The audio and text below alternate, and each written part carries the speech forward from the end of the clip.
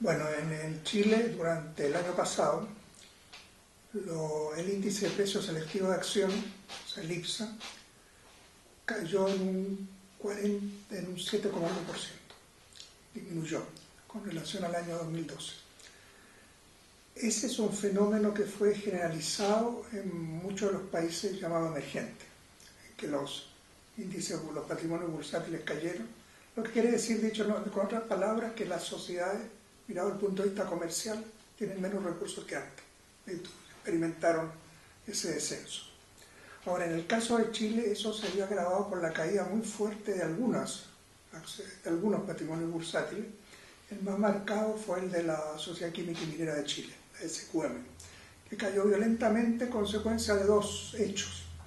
El término del cártel del potasio, que le afectó directamente, era su principal fuente de ingreso, y después el cuestionamiento que se ha hecho a los manejos financieros a partir de esta estructura de cascadas que tienen, que hacen una serie de manejos extraordinariamente irregulares que está haciendo en dos procesos paralelos, uno por la Superintendencia de Valor y Seguro y otro de tipo penal.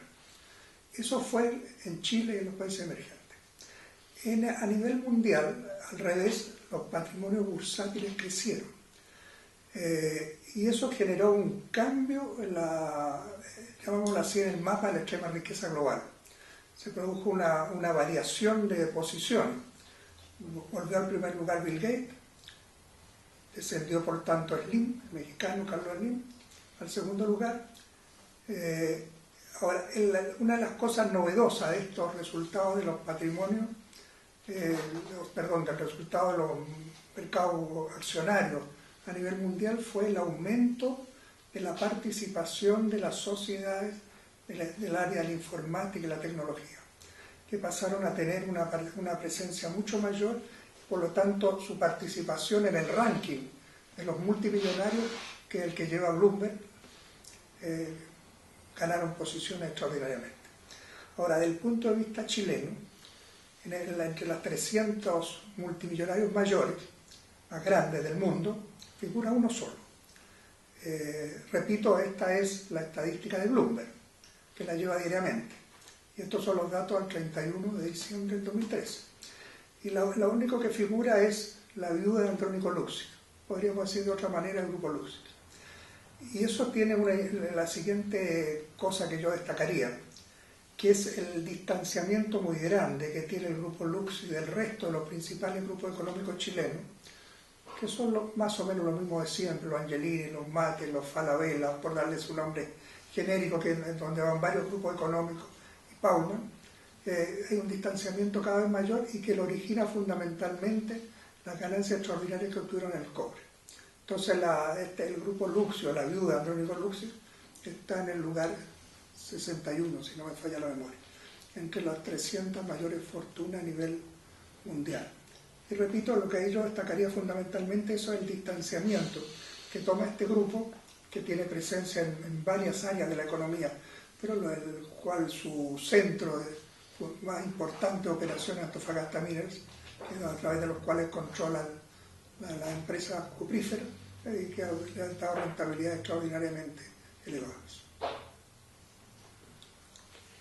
Es interesante que esta caída en la bolsa chilena, que expresada en dólares fue una de las más agudas del mundo, de las que son relevantes es la de peor comportamiento en el mundo, según una estadística del diario británico Financial Times, cayó un 22% en el año recién pasado, expresada en dólares.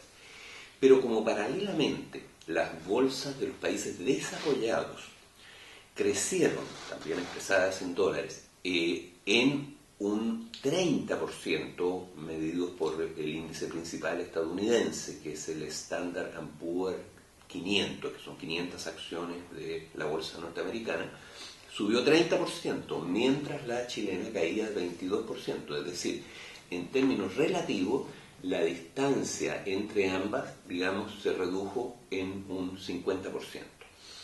Ahora, es importante esto de hablar de la distancia entre ambas, porque si se toma la serie del comportamiento bursátil durante todo el curso de la actual crisis secular, que se inició junto con el siglo, en el año 2000, y se toma como punto de partida el valor de las bolsas precisamente en marzo del año 2000, y se las mide en una moneda relativamente estable, que es el euro, se aprecia que a partir del año 2003, caen todas las bolsas hasta el 2003, más o menos a la mitad, en la primera fase de la crisis secular, y a partir del 2003, sin embargo, se produce lo que se llamó el desacople de los mercados emergentes, que mientras las bolsas de los países desarrollados se recuperaron parcialmente y nunca llegaron al nivel que tenían en el año 2000,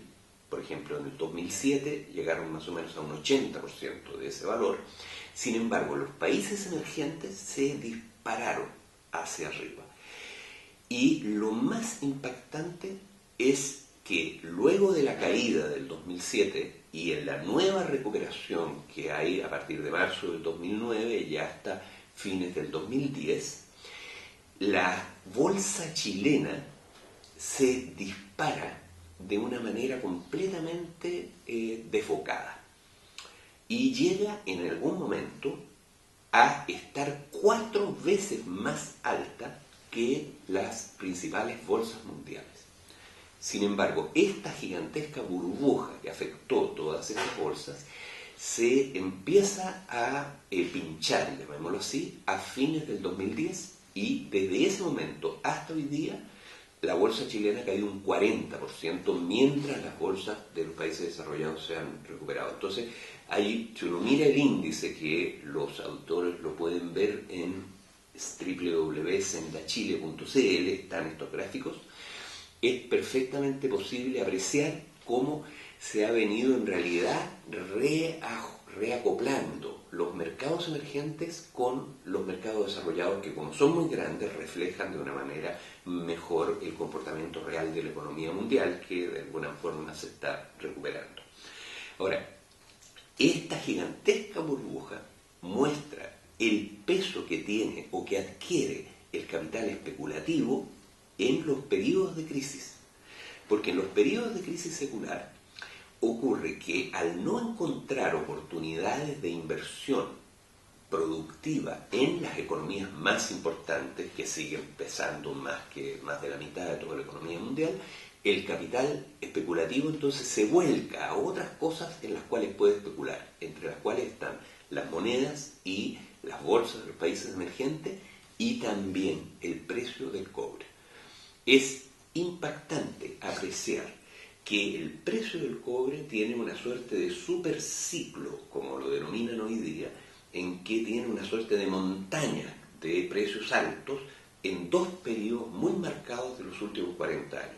Y esos son la década de 1970, cuando había una crisis secular a nivel de la economía mundial, y en la década del 2000 al 2013, donde también está este periodo. Es decir, eso demuestra una vez más el peso del capital especulativo durante esos periodos y la fragilidad de una economía como la chilena, que depende de estos movimientos del capital especulativo, que sea porque inflan el precio del cobre o la propia bolsa chilena y el peso chileno, pero igual como las inflan, después las desinflan.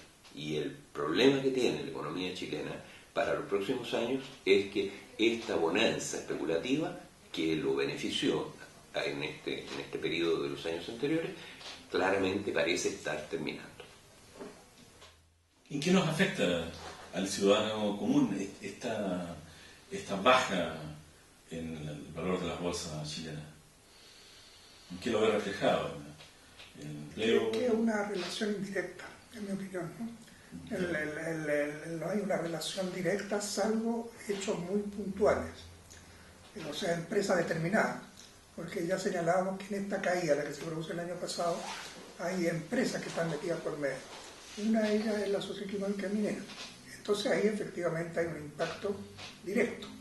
La empresa, su situación es muy comprometida, y ahora claro, va a depender mucho de en qué magnitud se siga adelante o no se siga adelante con los escándalos que la que la rodea, que entre paréntesis, bueno, es la empresa del que fue yerno de Pinochet, y que ahí empezó a construir toda su fortuna. Ahora, ahí hay un impacto directo en el sector. En el conjunto de la economía se refleja indirectamente, se refleja por lo que se denomina el efecto riqueza, dicen los economistas. El efecto riqueza es lo que se tiene en función de la especulación que se haya hecho. Y entonces cuando la cosa va para arriba, como se ha especulado, se tiene más. Entonces si son personas, consumen más, si son empresas, invertirán más. Cuando está en la época en el periodo descendente se produce el fenómeno que es el de ahora, se produce el fenómeno inverso. Eso entonces, a mi juicio, entra a influir en el proceso de desaceleración que está viviendo la economía chilena, y eso efectivamente, claro, de todas tendencias lo entra a afectar al conjunto de la población, pero es un proceso gradual, ¿no? En una economía que todavía tiene un nivel de crecimiento relativamente elevado. Hay un efecto directo también en los fondos de pensiones, puesto que al caer la bolsa chilena, eso deprecia fuertemente los fondos de pensiones. Es así, por ejemplo, que el fondo denominado A, que es el más riesgoso y que tiene una parte significativa en acciones, es un fondo que en los últimos 7 años, 6 años, desde julio del 2007, ha dejado pérdida.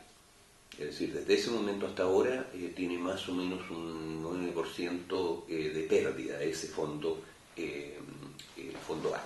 Y esto en parte se debe a esta, digamos, caída bursátil. Ahora, el otro fenómeno que hay que recordar es que como este movimiento de capitales especulativos que fluye durante el periodo de caída de la economía en los países centrales, que este capital ocioso y fluye a los países emergentes, entonces infla ahí burbujas, pero al retirarse nuevamente, al volver a invertirse productivamente, digamos, en las economías principales, entonces al retirarse provoca en las economías emergentes problemas que pueden ser muy graves. Hay que acordarse de lo que pasó en la década de los 80, en el cual al retirarse este flujo que había fluido, por ejemplo, América Latina, produjo lo que se llamó la crisis de la deuda y la década perdida. Es decir, en este momento hay muchos grupos económicos que se han financiado, por ejemplo, con préstamos en dólares o en euros, en moneda, digamos, y con un interés muy bajo. Sin embargo, por ejemplo, el peso se ha devalorizado una cantidad importante en los últimos meses como fruto de esta misma retirada de capitales, y eso hace que el crédito se les encarezca a estos grupos. En fin, o sea, tiene repercusiones bastante fuertes, pero que, como dice Hugo, digamos, estas se mezclan con el ciclo interno que todavía en Chile muestra una tendencia ascendente, aun cuando cada vez más lento.